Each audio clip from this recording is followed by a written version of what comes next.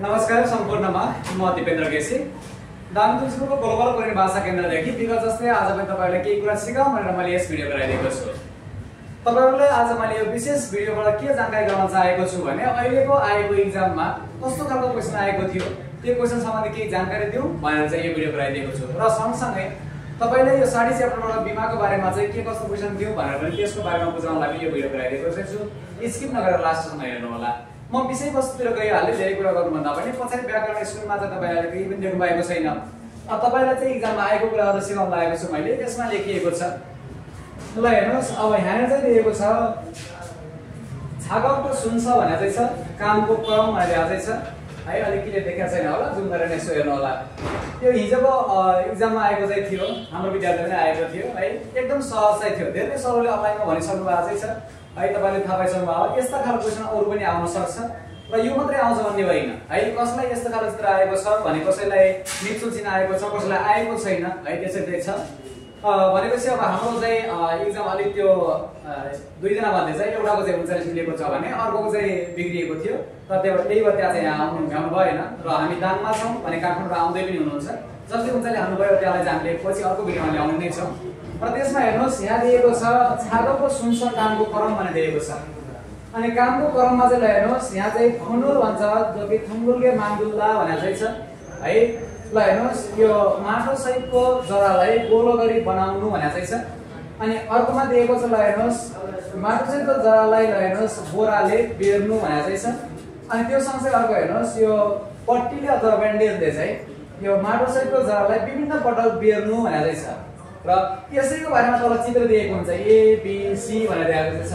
अब यसमध्ये यो लट्काएर राखिएको हुन्छ यो चित्र पूर्ण तपाईले ख्याल गर्नुपर्छ। जस्तो कि 1 नम्बरको यो भनेको चाहिँ यो पट्टीले ल माटो सहितको जरालाई विभिन्न पटक बेर्नु यो। अनि यो चाहिँ 2 नम्बरको भनेको चाहिँ के हो भन्नुहुन्छ भने ल हेर्नुस् माटो सहितको जरालाई गोलो गरी बनाउनु हो। अनि यो 3 नम्बरको भनेको ल हेर्नुस् कि माटो सहितको जरालाई ल हेर्नुस् पट्टीले अथवा बोराले चाहिँ बेर्नु भनेर चाहिँ छ है। अब यसमा चाहिँ तपाईले बुझ्नुपर्ने कुरा के रहेछ भने सुरुमा गर्ने काम भनेको के रहेछ भने यो माटो सहितको जरालाई चाहिँ ल हैन गोलो गरी बनाउनु। बी नम्बर के गराछ गोलो गरी गराएको छ। यो चाहिँ भयो भनेपछि अब गोलो गरी बनाइसकेपछि पट्टीले बेर्नु पर्यो। अब पट्टी यो कि यो भने ख्याल गर्नु पर्यो। भनेपछि यहाँ चाहिँ यो पट्टीले मादे भनेको बोराले हो। अनि बोराले बेर्नु पर्यो। 1 नम्बरमा गोलो गराउनु पर्यो 2 नम्बरमा बोराले बेर्नु पर्यो। 1 नम्बरमा गोलो गराउनु पर्यो 2 नम्बरमा बोराले बेर्नु पर्यो। भने सुरुको काम बी त्यसपछि काम सी अनि सी पछाडी काम त यो अर्को तेस्रो काम त घोक्नै पर्दैन। भनेपछि पहिला बी अनि सी अनि ए। अब बी सी ए का राखिएको छ त्यो खोज्नु पर्यो है।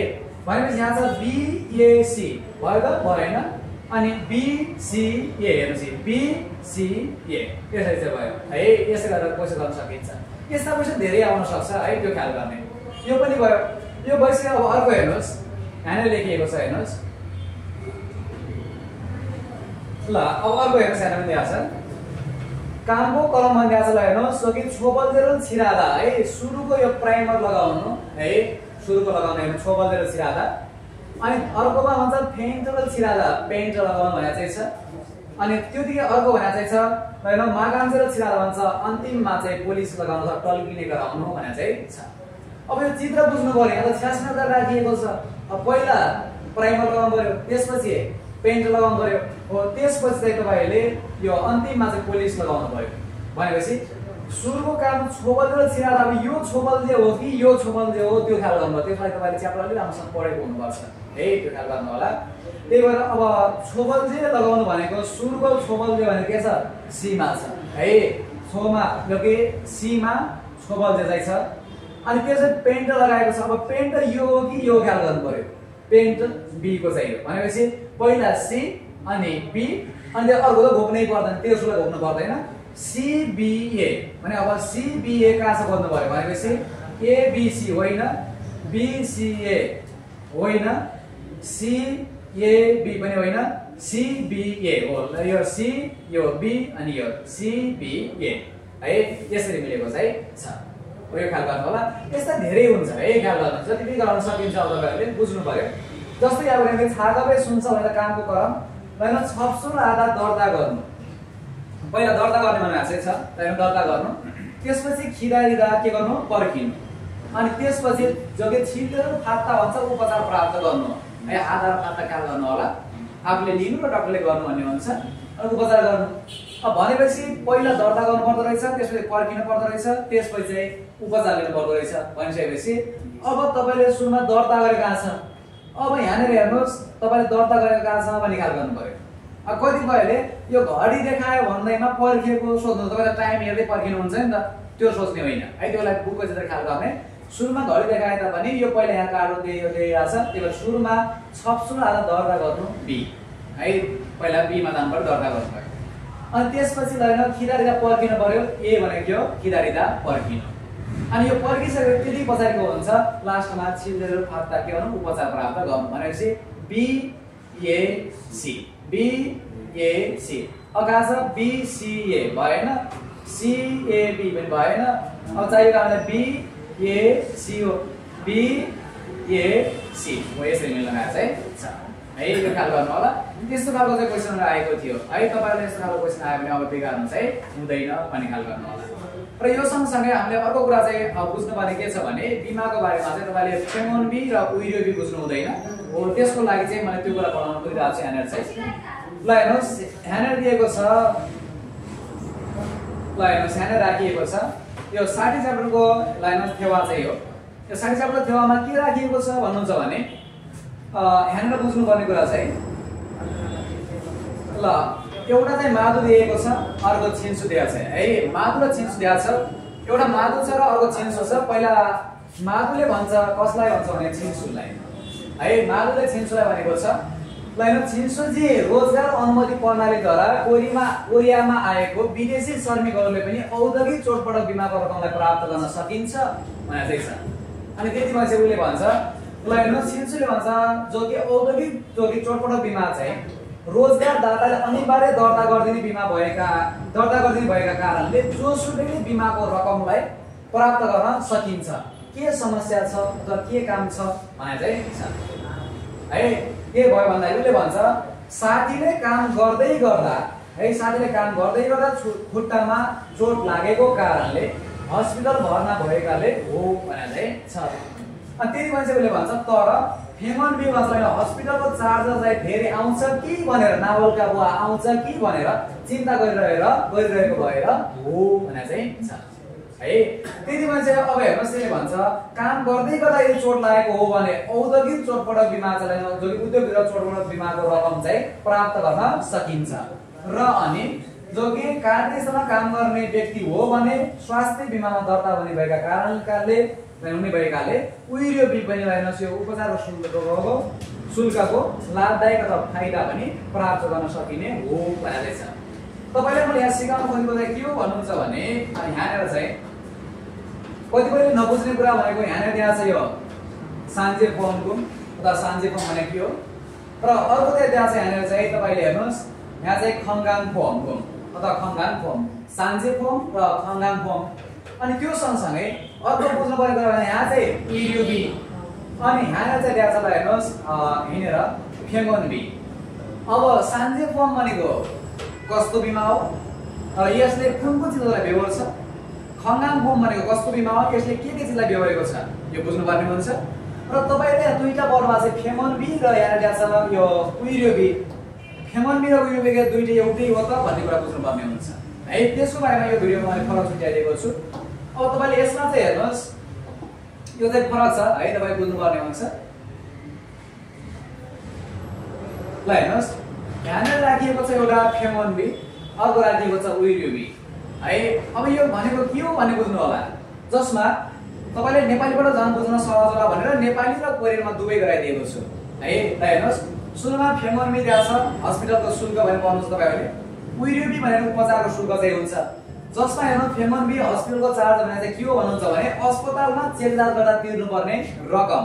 जस्तो कि फेमोन छिलेर फाको फारो नेनुन थोनमा छ हस्पिटलको उपचार प्राप्त गरिसकेपछि तुरुन्तै तिर्नुपर्ने रकम भनेको के हो भन्नुहुन्छ भने के रहेछ फेमोन बी रहेछ भन्ने कुरा चाहिँ ख्याल गर्ने। तर यतातिर हेर्नुहोस् अब यहाँ दिएको छ उइरियो बी उपचारको शुल्क। अब यो के हो भन्नुहुन्छ भने ठुलो मात्रामा अस्पतालमा लाग्ने खर्च है यहाँको मतलब भन्नुलाई अगाडि भएछ ठुलो मात्रामा अस्पतालमा लाग्ने खर्च र औषधि खर्च भनेको के हो उइरेबी चाहिँ ल हेर्नुहोस् फेमनबी अथवा फेमनबी हस्पिटल चार्ज अथवा औषधि पसलमा लाग्ने चार्ज आदि चाहिँ स्वास्थ्यको लागि खर्च गरिने सबै लागतहरू नै के हो भने उइरेबी हो भन्ने भन्छ यति भन्दा कतिले बुझ्नु भएको छैन अझै पनि बुझिएन फेमनबी के हो उइरेबी के हो बुझिएन त्यसको लागि नेपालीमा परिभाषा फेरि हेर्नुहोस् ल हेर्नुहोस् सहज तरिकाले बताउँदा किताब एउटा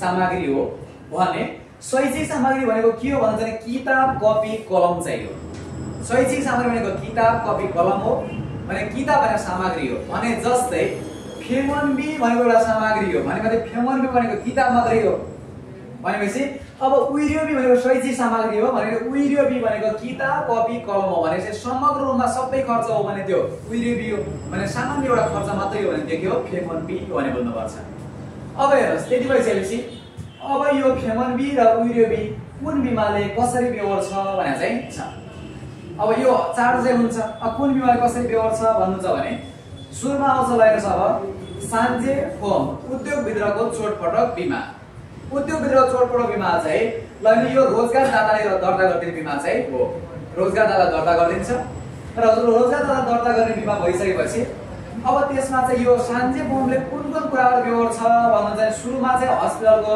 चार्ज फेमनबी बेहोर्दिन्छ अर्को चाहिँ उइरेबी उपचार शुल्क पनि बेहोर्दिन्छ अर्को चाहिँ खम्साबी भन्छ हेर्नुहोस् यो चेकजा गर्दा लागेको शुल्क हुन्छ यो पनि बेहोर्छ अनि औषधिको मूल्य पनि बेहोर्दिन्छ अनि सुसुल भनेको अपरेसन बाहेक यसको पनि बेहोर्दिन्छ अनि त्यसपछि इभोमा चाहिँ हस्पिटल भर्ना आउनुभयो त्यसमा लाग्ने चार्ज पनि बेहोर्छ र आकस्मिक कक्षहरू तपाईँले प्रयोग गर्नुभएको छ त्यसमा लागेको खर्च पनि यसले बेहोर्दिन्छ भने सान्जे अथवा सागो उद्योगभित्रको दुर्घटना पनि यो सान्जे फर्मले बेहोर्दिन्छ भने तपाईले हेर्नुहोस् युवा खुबे यसमा चाहिँ सान्जे फर्मले बिदाको बेलामा तलब खुवाउँछ जसमा कम्तीमा पनि 77% जति चाहिँ तलब खुवाएको हुन्छ है लगभग 70% तलब खुवाउँछ भने ल हेर्नुहोस् खङ्गाम अन्य स्वास्थ्य बिमामा चाहिँ हेर्नुहोस् कामसँग सम्बन्धित नभएमा बेहोर्दैन है जस्तै तपाईले उद्योगभित्र काम गर्दै गर्दा शरीरमा चोट लाग्यो र स्वास्थ्य परीक्षण लिनुभयो भने चाहिँ त्यस्तो अवस्था बेहोर्छ तपाईले काम गर्नुभयो 2 वर्ष भयो 3 वर्ष भयो हैन मेरो स्वास्थ्य के खराब भयो कि भनेर आफ्नो स्वत केही नहुँदै पनि केही भएको छ कि भन्ने डरले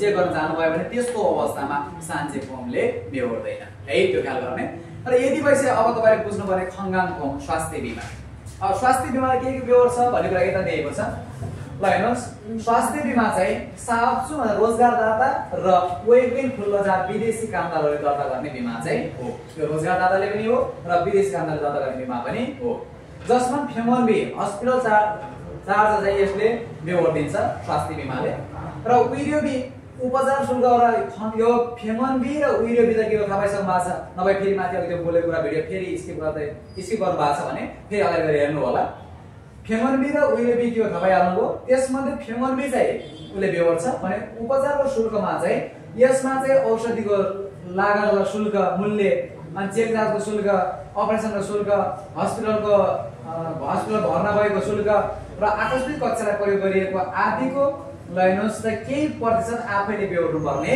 हुन्छ भन्दै छ भने स्वास्थ्य जो कि खङ्गामको स्वास्थ्य बिमाले चाहिँ सबै बेहोर्दैन जसको तपाईँ हस्पिटलमा जानुभयो हस्पिटल गएपछि तपाईले औषधि किन्नुभयो या बुकमा गएर औषधि किन्नुभयो तपाईले 1000 रुपैयाँ औषधि किन्नुभयो भनेपछि मानव एकछिनलाई मान्नको लागि चाहिँ यो खङ्गाम फर्मले 700 रुपैयाँ तिर्दिन्छ भनेपछि तपाईले त्यसलाई 300 रुपैयाँ तपाईले तिर्नुपर्छ 1000 रुपैयाँको औषधलाई 700 रुपैयाँ उसले तिर्दियो भनेपछि बिमारले तिर्यो भने 300 रुपैयाँ तपाईले तिर्नुपर्ने हुन्छ हो त्यसरी हेर्छ भनेको केही प्रतिशत 20-30% चाहिँ यो आफूले बेहोर्नु पर्ने हुन्छ भन्छ त्यो ख्याल गर्ने र स्वास्थ्य बिमाले चाहिँ युवा खुबे भनेर चाहिँ छ बिदामा तलब चाहिँ खुवाउँदैन है बिदा बेलामा चाहिँ यो स्वास्थ्य बिमाले चाहिँ तलब खुवाउँदैन भन्ने ख्याल गर्नु होला है यो 60 च्याप्टरको केवाई पढ्ने बेलामा तपाईले बुझ्नु भयो होला नबुझ्या भए पनि यो भिडियो हेरेर पक्कै बुझ्नुहुन्छ यसमा विशेष सिकाउन खोजेको के हो भन्नुहुन्छ भने यो फेमनबी र उइरेबी भनेर चाहिँ के रहेछ भन्ने कुरा सिकाउन खोजिएको थियो र त्यस्तै अन्य कुराहरू तपाईँ सिक्न चाहनुहुन्छ भनेपछि